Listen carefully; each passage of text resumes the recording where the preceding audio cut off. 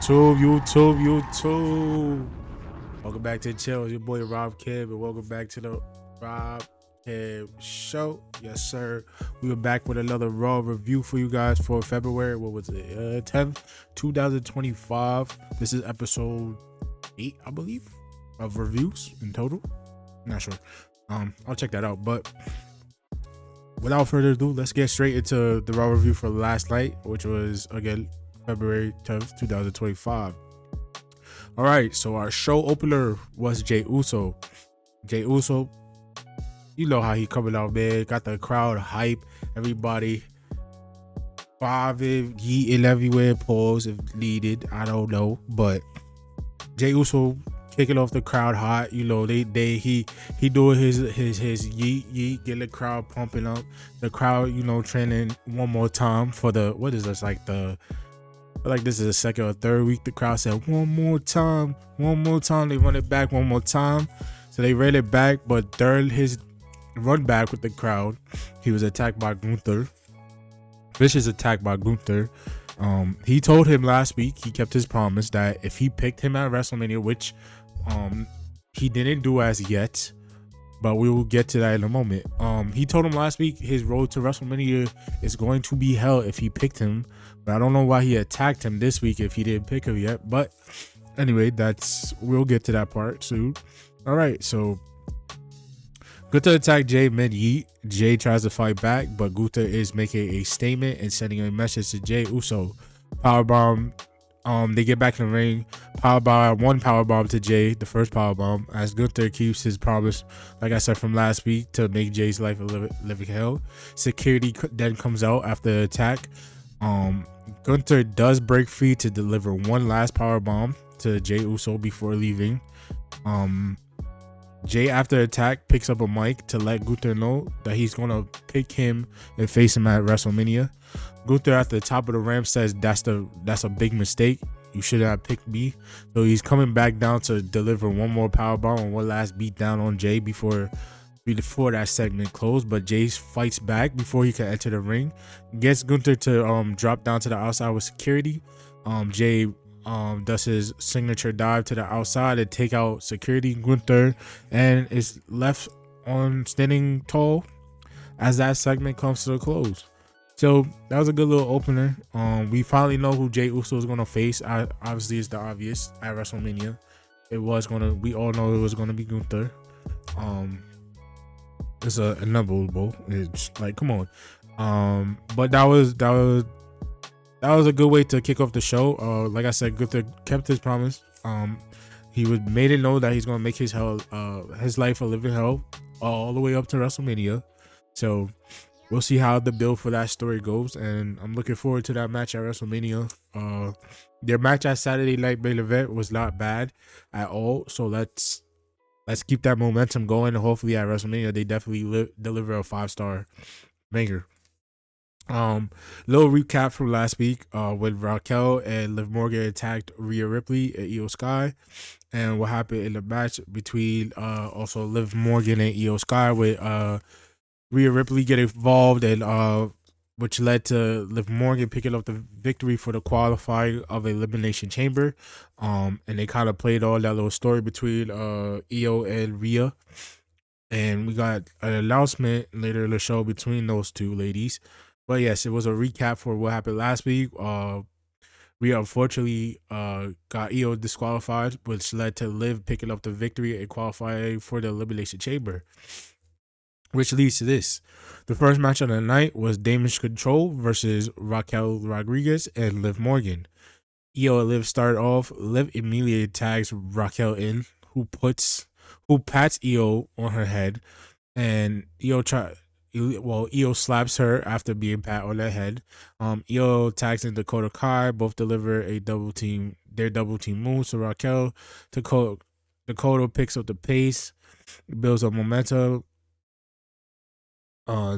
Dakota then tags at Io. Then tags at Io. I think at one point the tables turned, so Liv and Raquel started doing their little double team moves, cutting the ring in half, keeping Io from Liv Morgan for a few, maybe like few moments of the match. I wouldn't say it was about like they had that ring cut off and just attacking her like for like at least 10 minutes out of that match. Maybe less than that. I could be wrong.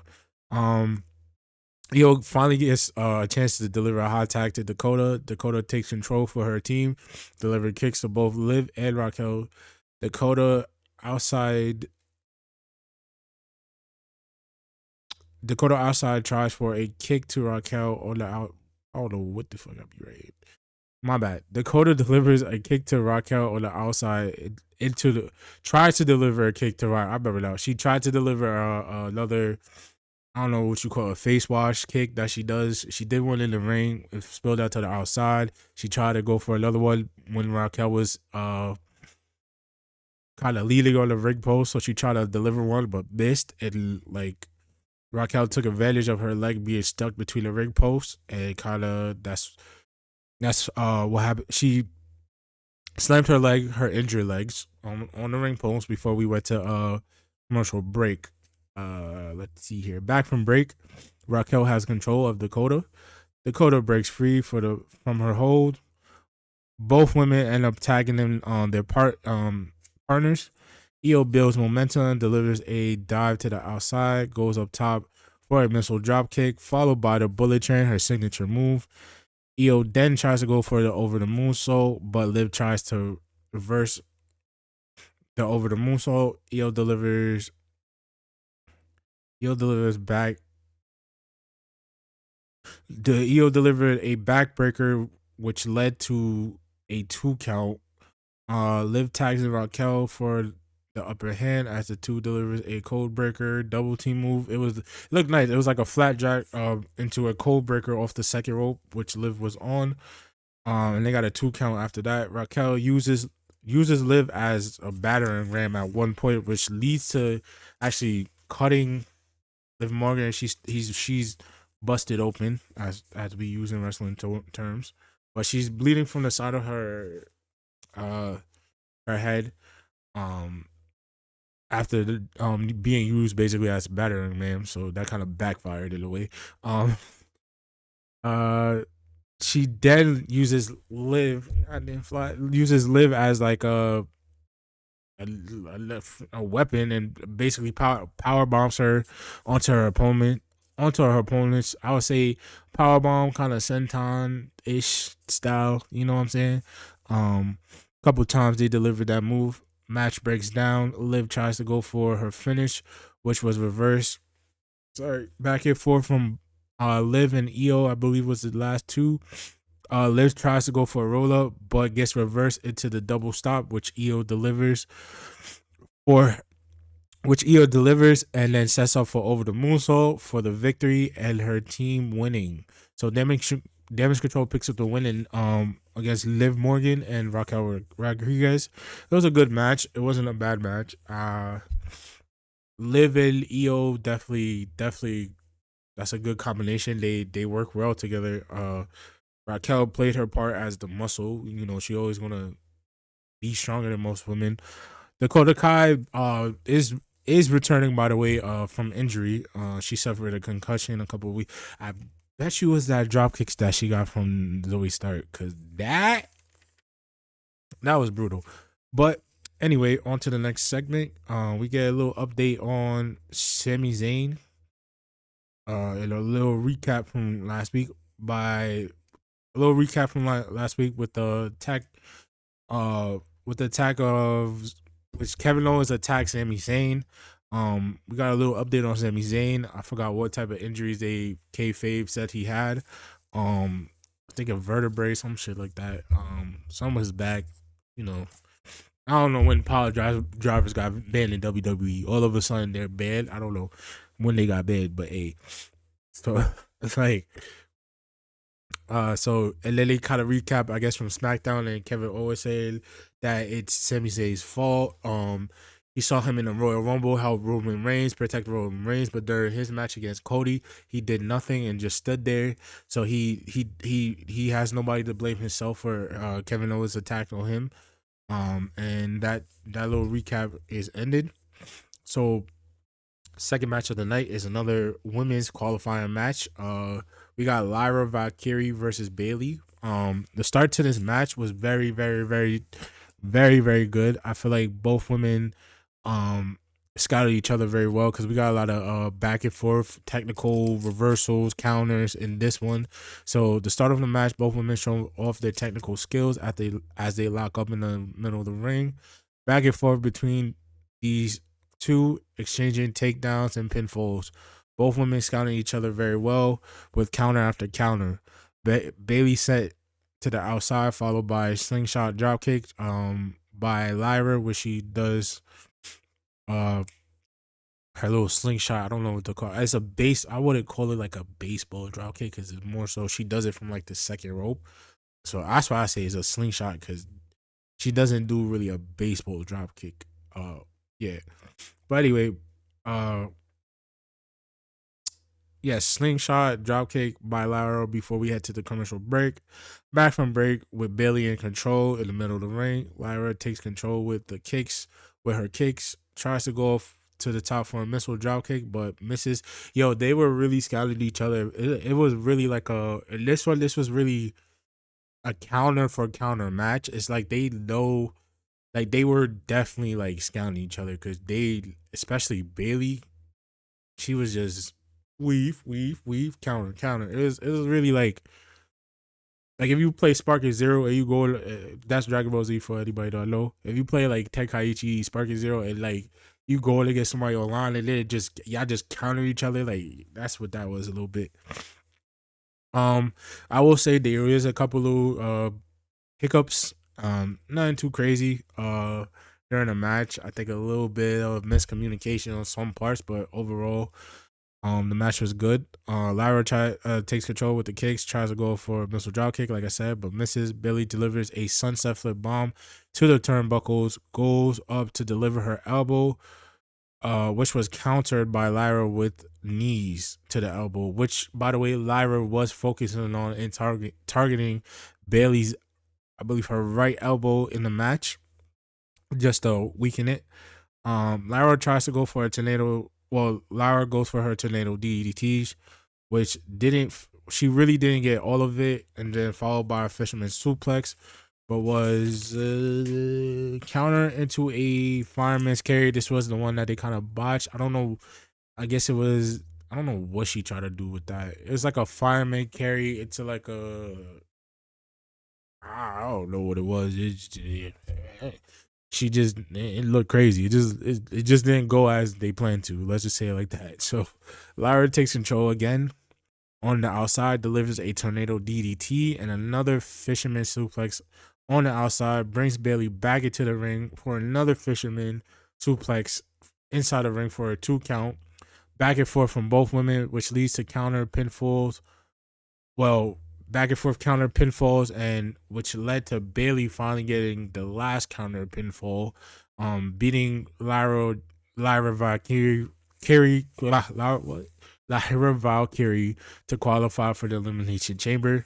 Like I said, it was a great match, technical wise. A little bit of hiccups here and there, with a little bit of miscommunication. But it was a good match. I like to see them two running back just because they really were, until the little couple botches they did, it was really a good match. Like I said, the botches kind of just lowered down like a little bit. It wasn't too crazy, but congratulations to Bailey for qualifying for the Elimination Chamber.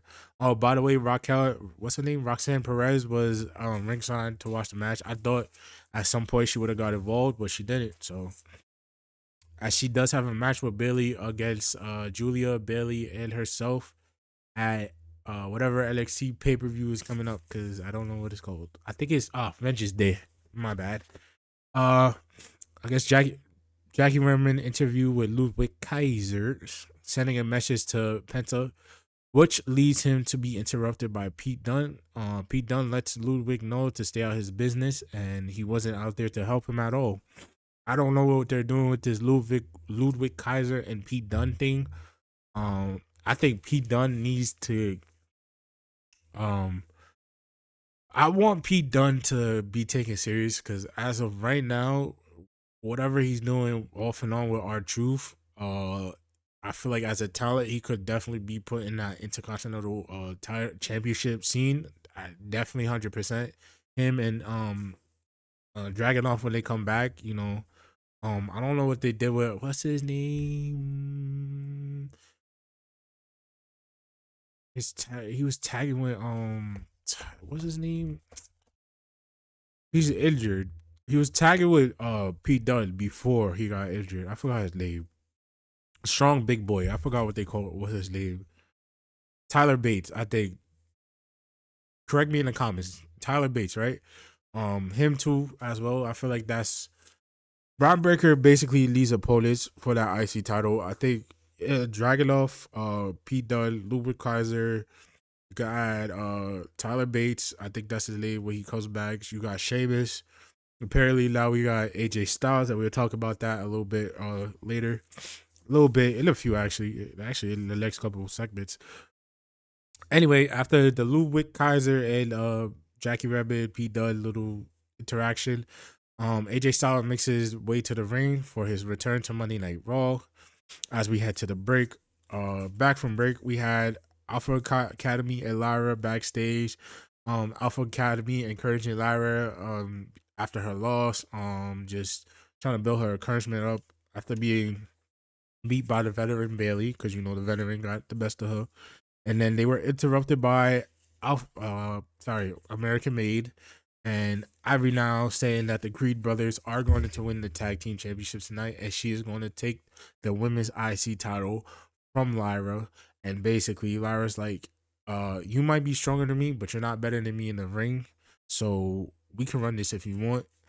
And that segment came to the close. I guess they're gonna do Lyra and Ivory now in the future.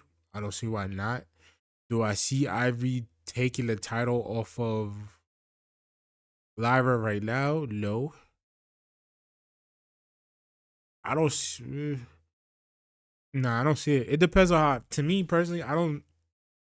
I don't see it because it depends on how. If they do have a match, it depends on how the match goes, and also we are gonna get eventually not Bailey, Becky Lynch versus Lyra in the future for the IC title, and I feel like Becky Lynch kind of winning that title can actually give it a little bit of more prestige to it. I'm not saying she needs a lengthy run with it, but somebody with a big name needs to hold that title. As of even with the women's United States title, that's the same thing. A lot of people at one point thought Charlotte was going to return to be in that tournament for that title when Jade Cargill got attacked backstage, which I wasn't opposed of because, like I said, both those titles are new. You need established names to build prestige to it. So having Charlotte and Becky have should they whenever they get the chance to have both titles, it just adds to even Bailey, Bianca. Like we need established names to hold those titles right now, so they could feel a little more important and not just WWE adding two more championships to the women division like they did with the tag team titles. That's kind of dead right. I feel like me personally, the women's tag team titles should be on NXT, and be on NXT for a couple, I'll say years, and let them fight down there for it, and then have some of the main roster tag teams come down and fight there. But I feel like in order to reset those titles, they should be definitely on NXT first. At some point in time, once they're more established or get off the bad stench that they had from Vince ruining them, I feel like at some point in time they could be brought back up to the main roster and be used properly. But as for me right now, I feel like those two titles need to be on NXT. They don't need to be on the main roster for at least 2 years. Let the women down there tag and bring prestige to those titles and make those titles feel important. Sorry, I went off topic with my little tag team rant, but I feel like that's something definitely WWE should consider doing with the women's tag team titles, just putting them on NXT for a couple years and let the women down there, because there's a lot of talented women down there that I feel like can definitely add to what's needed, a refresh of the women's tag team championships, if you're asking me. All right, so followed by the Alpha Academy and Lyra Valkyrie in American Made segment. We got AJ Styles returning to Monday Night Raw. Michael Cole actually mentioned AJ Styles' time in TNA and all his accomplishments. We would never have got that if Vince was in charge. There's a lot of things we would have had gotten if Vince was still in charge, like that. Under companies getting mentioned, other wrestlers working in other promotions. Like we got a TNA and WWE partnership in 2025, bro. If you told me that in 2010, 11, I would not have. I'd be like, no. The only way I would have saw that happening if WWE actually brought TNA at a certain point. They might actually fulfill that now. Who knows? But because I hear rumors that they might be buying TNA, but as of right now, they do have a partnership. But yes, Michael Cole, sorry, on commentary did mention AJ Styles' accomplishments in TNA. I don't know if he talked about New Japan. I just heard TNA. Uh, Sometimes they mention New Japan and some of these guys' accomplishments over there. Uh, AJ Styles did return to the ring to a great ovation by the crowd. We all miss AJ Styles. Definitely a legend in this industry. Definitely one of my favorites going up. If you ask me, he was. I can't say John Cena of TNA. Well, he was, to me. He was my. I don't want to say he's John Cena because AJ Styles is AJ Styles. You feel me? I'm gonna put respect on AJ's name. So he was my favorite in TNA, honestly. Just watching, I could watch. I remember sitting on YouTube just watching AJ Styles highlights and just being in awe. Especially young AJ, beastie. AJ Styles return. AJ talks about his injury and the struggles to make his way back into the ring. Talked about remembering. Talks about reminding the locker room he's still phenomenal. The phenomenal one, AJ Styles, and that he is interrupted by Dominic Mysterio and Carlito. Why? I don't know, but I feel like they're cooking something up with that one. We're going to get to that in a little bit. Dominic and Carlito interrupts AJ. Dominic, of course, gets booed out of the damn building by the crowd. Dom lets AJ know things have changed on Raw, but what stayed the same is Judgment Day still runs Raw. I don't know how true is that, but as AJ said, AJ agreed that things have changed on Monday Night Raw. But mentioned the change in Judgment Day.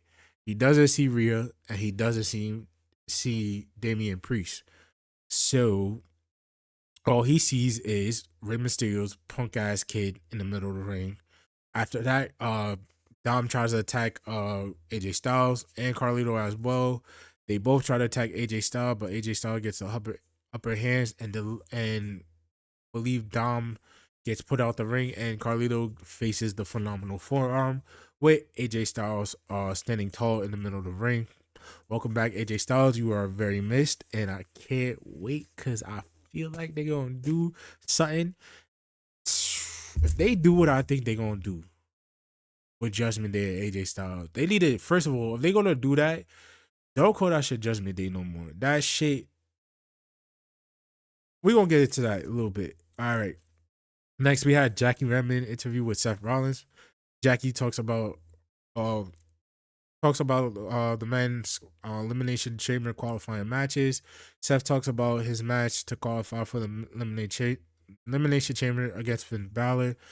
Mentioning Jay making a choice to face Gunther at WrestleMania, which leaves Cody Rhodes open for a match at WrestleMania. Seth is interrupted by Finn Balor. Finn Balor, who says Seth is in the way of him qualifying for the Elimination Chamber.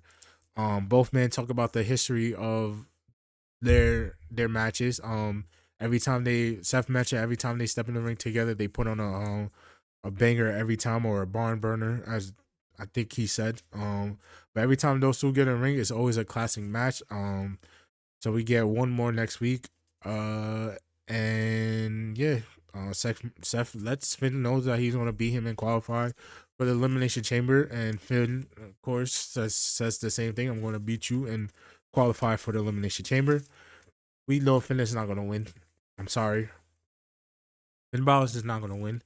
I want them to repackage Finn Balor back to his old self. Um, I want to see Prince Devin Finn Balor type shit. Like we need to see some like the Prince Finn Balor needs to come back if they're gonna do this thing that I think they're gonna do with AJ Styles. We're gonna get to that after this one. We come back from or we go backstage. AJ Styles is talking with Adam Pearce, asking for a match against Dominic Mysterio.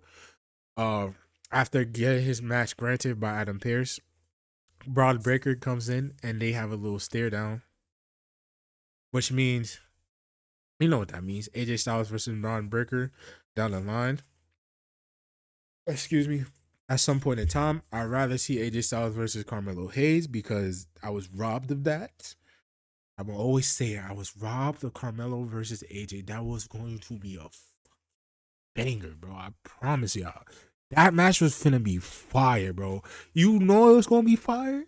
Cause the thing that AJ did that caused the injury was the springboard reverse DDT that he does. And he hasn't brought that out in WWE. I have not seen him do that in WWE not one time. I could be wrong. Let me know in the comments if I'm wrong. Cause as I've seen in WWE so far, I have not seen AJ Styles do the springboard reverse DDT. I have not. The one time he pulled it out, injured. I said, bro, if he pulled that out with Carmelo, they was gonna put out a banger. Oh my, I was robbed of that. I don't want to see him. Him and Braun could put on a great match, and I don't have nothing against it. I just rather see Carmelo Hayes versus AJ Styles first before we get to that. Do we get we're almost there. We're gonna talk about my theory about what they're gonna do with AJ Styles and Judgment Day. Their match of the night, tag team championships. We had the Creeds versus the War Raiders.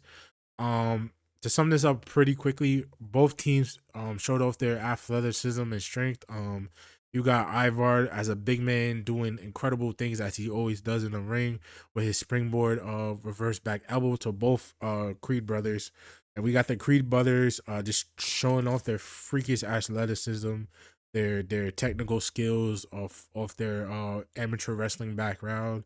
Uh just showing their athleticism, delivering moonsaults, and I think it's Julius just hopping to the top rope and delivering a suplex. This match was going to be fire, but it ended in a disqualification with the Creed brothers using the tag team title belts to, for some reason, attack War Raiders, which didn't make sense. That's the only part that I don't understand. So they got intentionally disqualified for what reason? I don't know, because does not put you back in the back of the line. Like you, you disqualified yourself. You so why even do that? You know what I'm saying? Like he Julius literally came in the ring, hit them with the tag team time, but I will say the War Raiders were probably going to win because they were setting up for the War Machine, and then he comes in the ring and hit them with the tag team championship belts. Like I said, I don't know the purpose of that, and where we go from there.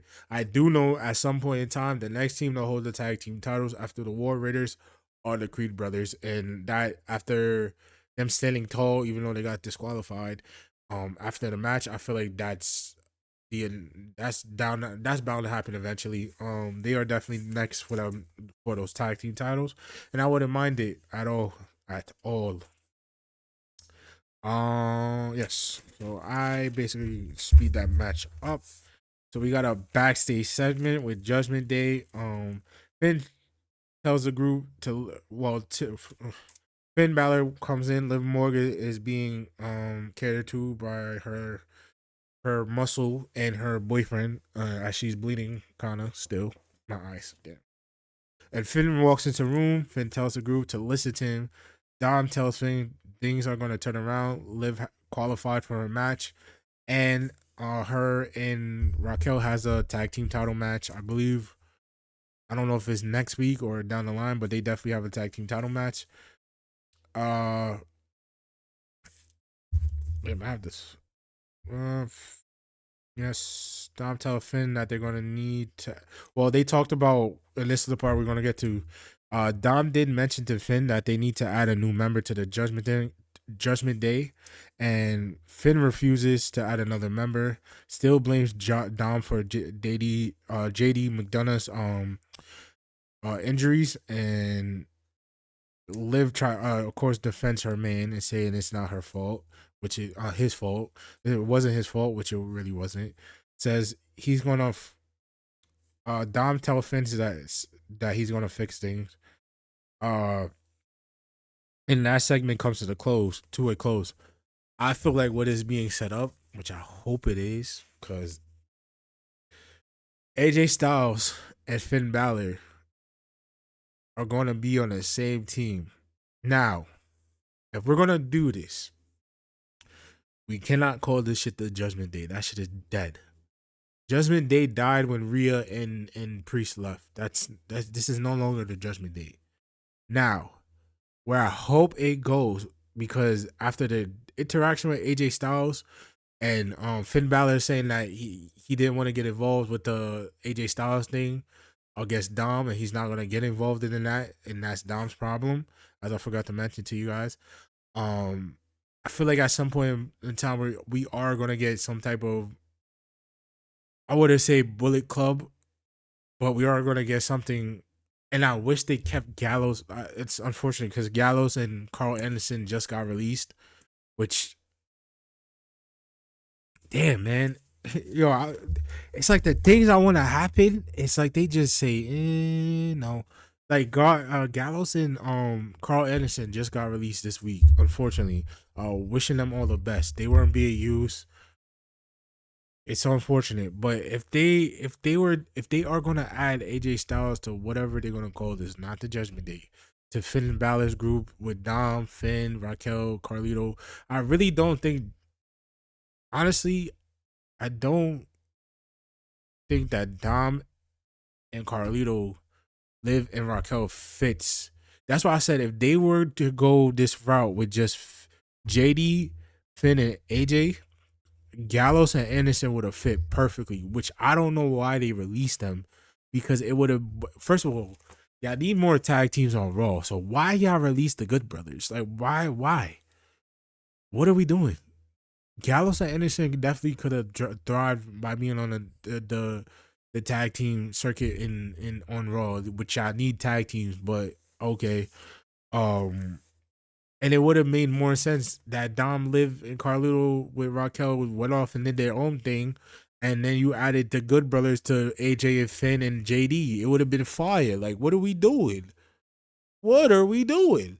Like, y'all released the Good Brothers and y'all need them right now. It would have made more sense to do it that way. If you had them too and you wanted to bring up whatever the hell is Judgment Day at this point, and you said, all right, we got Finn and JD, let's add AJ.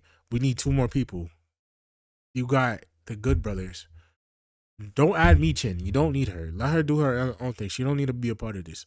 But you had Michin. She, nah. Leave her alone right now. She's doing her thing by herself. So those five people I named could have did damage as a group and ran the shit out of the road, bro. Like y'all just missed a great opportunity just to. I don't know. I don't know what they were thinking, man. It kind of gets me mad because that's a what I'm saying makes so much sense. Because why would you put AJ Styles with, besides JD McDonough and Finn Balor? Why would you put him with Dom? We don't take Dom serious right now. Carlito's basically a comedy character right now. Liv Morgan, Raquel Rodriguez, okay, yeah.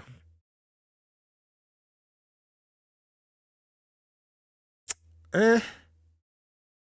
Now I'm thinking about it. Maybe you could keep Dom. You could keep Dom. And if Carlo got a little more serious, then maybe it could have worked. But I feel like the Good Brothers would have fit into that group if they were to add more people. I feel like they would have really had like something with that. With just add Gallows and Carl Anderson to that mix. It would have been something there.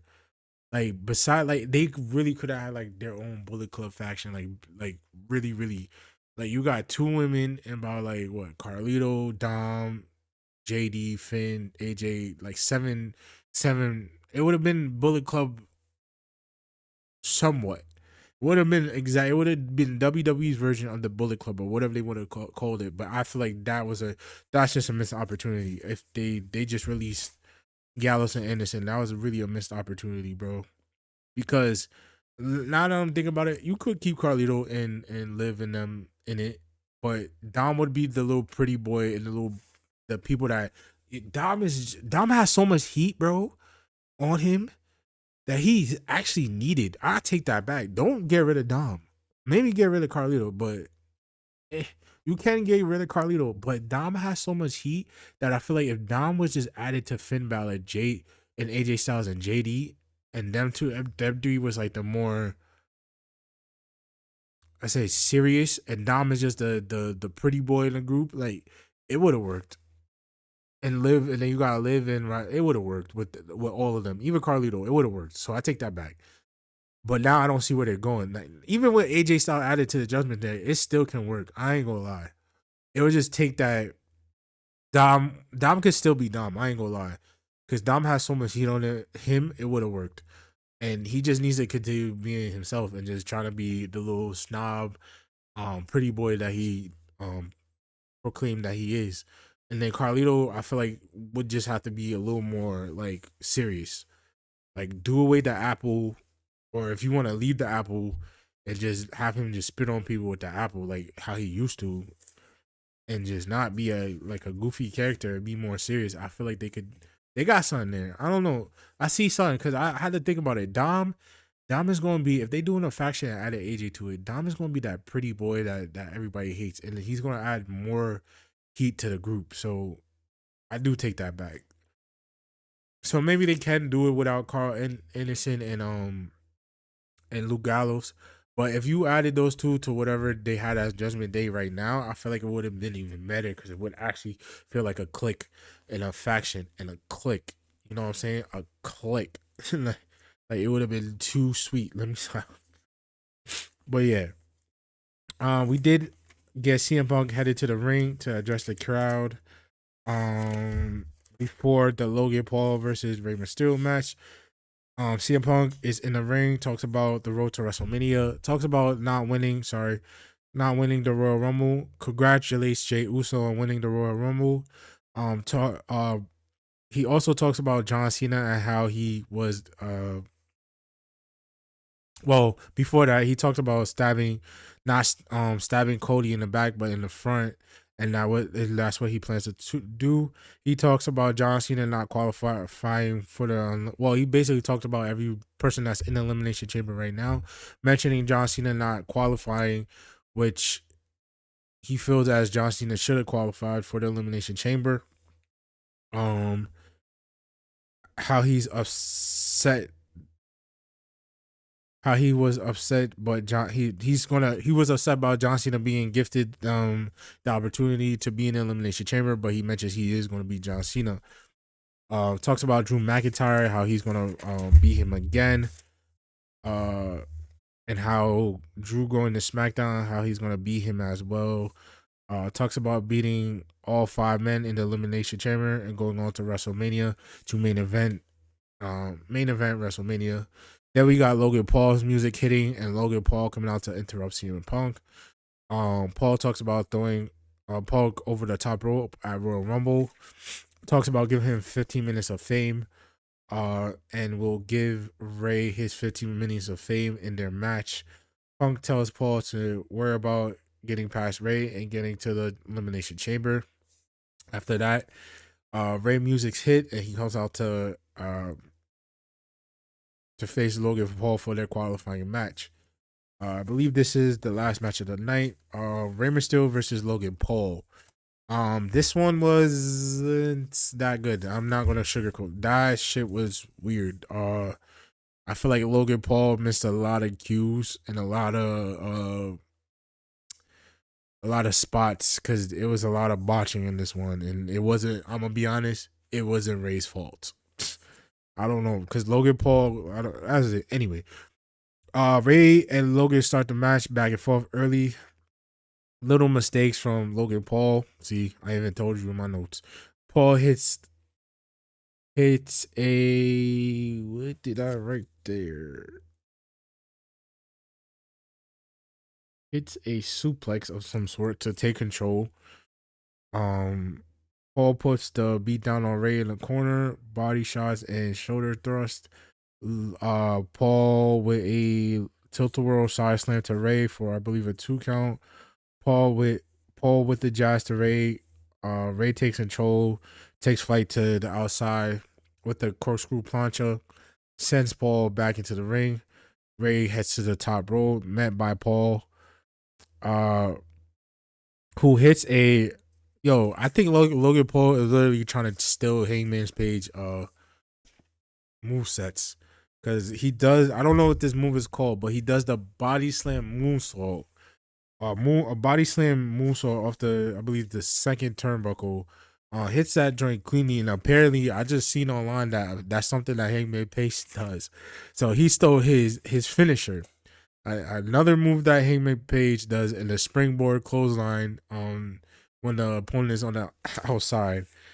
I don't know if he's just a fan of Hangman out of Page. They kind of do look alike. Let me stop. Hey, if you told me that was his older brother, I would believe you.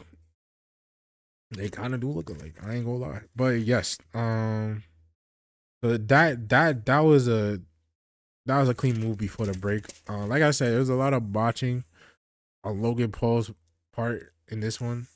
Back from break with Paul in control. Paul with a waist lock takedown on Rey Mysterio. Logan sends Ray to the outside. Ray rolls through to telling Logan to bring it from the outside of the ring. Ray tries to take control, but is overpowered by Logan Paul. Ray sends Paul into the steel steps, followed by bottom rope slide dive. Ray sends, okay, so Ray did send Logan Paul into the steel steps, and then he followed by his sliding little baseball slide splash to the outside. Ray sends Logan into the ring to build a little momentum. Logan tries to take control, but Ray manages to whip Paul into the corner for punches. Logan Paul with the reversal, but Ray continues to show his veteran skills. Ray attempts a 619, but misses. In the corner, he hit Logan Paul's what you call it, delivering punches in the corner to Rey Mysterio. Rey Mysterio hits a sit down power bomb, showing off his strength for a little man. Ray finally connects with the 619. Tries to drop the dime for the 619. Feel me? But Paul counters with knees, followed by the right hand, and hits his new finisher, the pulverizer, which is, I ain't gonna lie, it looks fire. Freaking fly. So he hits him with his new finisher, the pulverizer. I don't know how to explain it. It's fire. It looked cool. For the win, and Logan Paul is now qualified for the Elimination Chamber. So we got who so far? Logan Paul, Drew McIntyre, CM Punk, John Cena. Next week, Seth Rollins versus Finn Balor, like they mentioned earlier in the night. So I have a strong feeling Seth Rollins is gonna walk out with that one, and I'm pretty sure Roman Reigns is gonna qualify as well at some point in time. Yes. So the New Day did attack, or at least Xavier Woods, because that's who I saw. Only who I saw to attack Rey Mysterio. I don't know what happened after that. I didn't go online to look, but yes, that is your review for Monday Night Raw for February 10th, 2025. Yeah, this Raw wasn't too bad. Like I said, there's a lot of between them. I'm not gonna say the Bailey and the what's her name, Lyra Valkyrie match was bad. It was a good match, just a little bit of miscommunication. The Rey Mysterio versus Logan Paul, I don't know what he was trying to do. He made up for it, and he has a new finisher move, which looks, like I said, looks pretty good. I don't know if he's stealing from Hangman Page I know he did steal the finisher, but everything else I think he's taken from. He's literally probably watching AEW, to be honest, because to have this man's playbook move set is crazy. Like literally got his move set. But yeah, guys, thank you so much for watching. I appreciate everybody for tuning in to this Monday Night Raw review. I don't know if that's working because I can't hear anything. Maybe this died. For February 10th. As always, guys, thank you for watching. Always make it make sense, and also keep doing your thing. I said that in the wrong order, but it's okay. Always remember to keep doing your thing and make it make sense. I'll see you on the next one. Peace.